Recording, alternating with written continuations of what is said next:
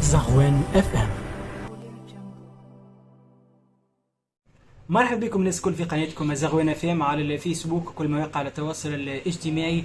3 حالات اختفاء في ظروف غامضة لشبان بولاية زغوان. اكيد في النهارين هذم 3 حالات كما قلنا اختفاء وشوفوهم مع بعضنا.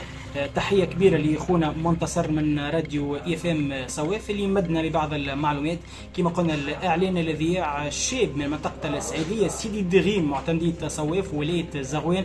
الشاب هذا اسمه آدم بن محمد عمره 17 سنة، غادر مقر إقامته في السعيدية سيدي دغيم معتمدية صواف تقريبا وجهة غير معلومة، وإلى حد اللحظة ماهوش موجود وتليفونه مسكر، يعني عنده أكثر من 48 ساعة. الحالة الذياع الثانية اللي في ظروف غامضة كذلك في نفس المنطقة لشاب آخر. إعلان ذياع لشاب من سيدي دغيم معتمدية صواف ولاية زغوان اسمه أمير عمامة. غادر الشاب البالغ من العمر 17 سنة كذلك مقر إقامته في سيدي دغيم إلى وجهة غير معلومة وتليفونه مسكر كذلك. اليوم تهبط حالة أخرى كذلك يعني بكل صراحة لشاب آخر يبلغ من العمر 15 سنة. اعلان ذياع شاب من معتمدية الناظور ولاية زغوان.